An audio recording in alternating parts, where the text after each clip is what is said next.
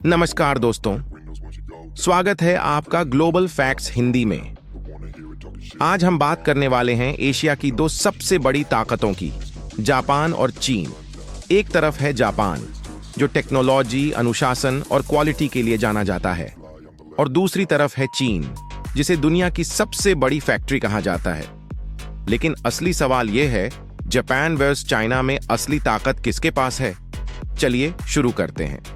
दूसरे विश्व युद्ध के बाद जापान पूरी तरह तबाह हो चुका था, लेकिन जापान ने हथियारों की जगह शिक्षा, टेक्नोलॉजी और अनुशासन को चुना। वहीं दूसरी तरफ चीन ने कम्युनिस्ट सिस्टम अपनाया और धीरे धीरे पूरी दुनिया की मैन्युफैक्चरिंग मशीन बन गया।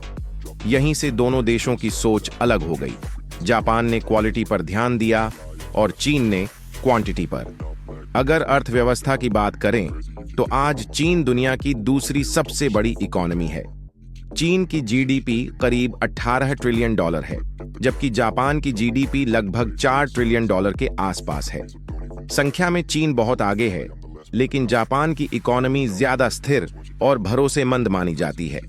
वहीं चीन की इकोनॉमी बड़े पैमाने पर एक्सपोर्ट और कर्ज पर टिकी हुई है, यानी चीन बड़ा है लेकिन रिस्की, और जापान छोटा है लेकिन स्टेबल। अब बात करते हैं टेक्नोलॉजी की। टेक्नोलॉजी के मामले में जापान आज भी दुनिया के टॉप देशों में गिना जाता है।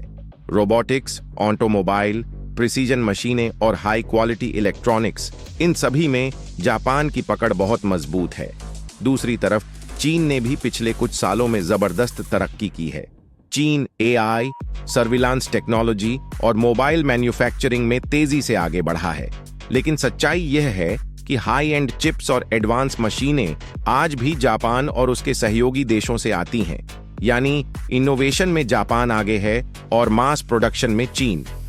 अब मिलिट्री पावर की बात करते हैं। चीन के पास दुनिया की सबसे बड़ी सेना है, 20 लाख से ज्यादा सैनिक, तेजी से बढ़ती नेवी और लंबी दूरी की मिसाइलें।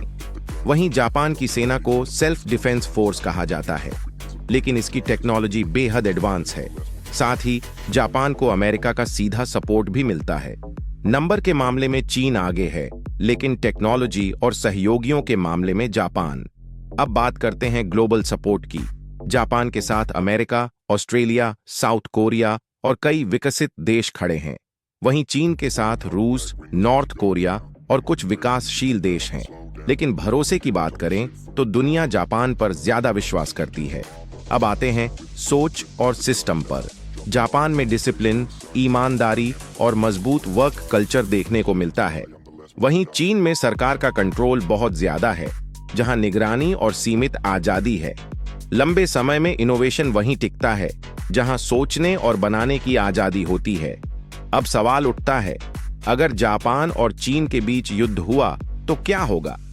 शुरुआत में चीन अपनी संख्या के दम पर आगे रह सकता है, लेकिन जापान की टेक्नोलॉजी, अमेरिका का सपोर्ट और आर्थिक प्रतिबंध चीन के लिए लंबे समय तक युद्ध चलाना मुश्किल बना सकते हैं। तो आखिर में सवाल था, जापान वर्सेस चाइना में असली ताकत किसके पास है? संख्या और स्केल में चीन आगे है, लेकिन टेक्नोलॉजी, भरोसे और सहयोगियों में जापान। क्योंकि असली ताकत सिर्फ सेना नहीं होती, असली ताकत होती है इनोवेशन, अनुशासन और दुनिया का भरोसा। अगर आपको यह वीडियो पसंद आया हो तो इसे लाइक जरूर करें, अपने दोस्तों के साथ शेयर करें और ऐसे ही फैक्ट आधारित वीडियो के लिए ग्लोबल फैक्ट्स हिंदी चैनल को सब्सक्राइब करें। कमेंट में जरूर बताइए, आपके हिसाब से असली ताकत किसके पास है, जापान या चीन? मिलते हैं अगली वीडियो में। धन्यवाद।